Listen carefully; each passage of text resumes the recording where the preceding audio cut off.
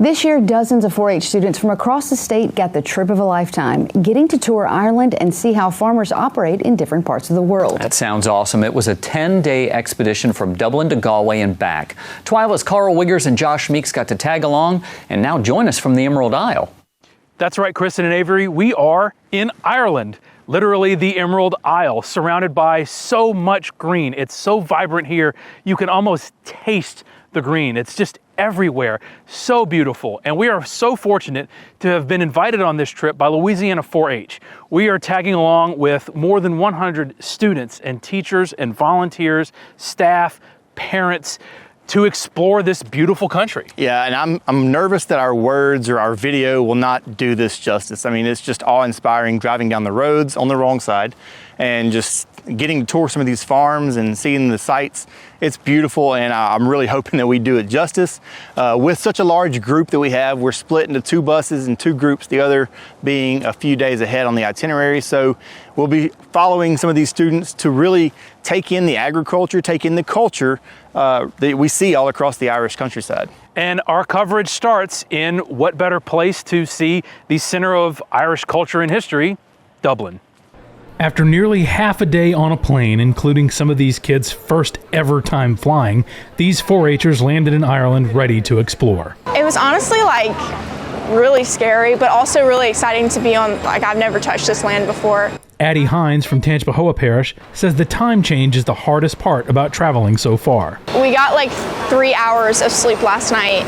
We got on the plane pretty late, and then when we got here it was 7 o'clock in the morning, so all day yesterday flying and then 3 hours of sleep, and we won't get to our hotel till 9 p.m. tonight, so I'm very exhausted. Despite the exhaustion, she's taking it all in. There's a lot to learn your first time in a foreign country.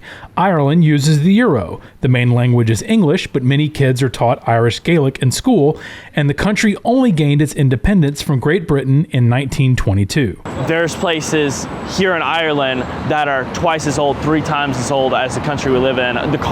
They're older than the colonies that started America. Dayton Pennington says he was fascinated by the tour of St. Patrick's Cathedral, a building nearly 3 times older than the USA. It was amazing to see the history, not just from when the church was established, but even going up to going into like the 1800s, going into the 1900s. Like, you can tell that the church has been alive and it's still growing since it was founded. And of course, there are plenty of castles. At Kilkenny Castle, built in 1260, Sanea Stewart says she was taking inspiration to design her future house. My favorite room was probably, I don't know the name of it, but it was like the gallery. It was red and had like a bunch of different paintings in it. It was huge. The ceiling was painted. It was so pretty. It was like my favorite room. Ireland isn't only rich in history. It's also the 2nd wealthiest country in the European Union.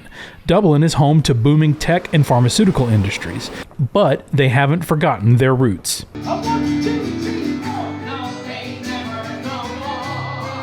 The 4-Hers got the treat of a traditional Irish music and dance show. Remember how big river dance was in the States way back when?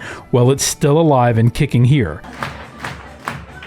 Gracie Moore immediately jumped up to dance with the performers. Me and my mom, we're always doing kind of crazy stuff like that. We like to venture out and just do fun stuff. She's hoping to make the best out of this trip because she caught the Irish bug at a young age. So when I was in pre-K, we had a lesson on St. Patrick's Day, like the dancing that they do in Ireland, and my mom has a video of me on Facebook that she posts every year of me doing the dancing, so I just kind of loved it ever since. And there's still so much more to look forward to. I'm very excited to see the sheepdog presentation. I think that that's going to be very interesting. I'm probably most excited for the cattle farm. Seeing the castles and the different buildings and the architecture here. It's a once-in-a-lifetime experience, so it's huge. It's huge. It's humongous.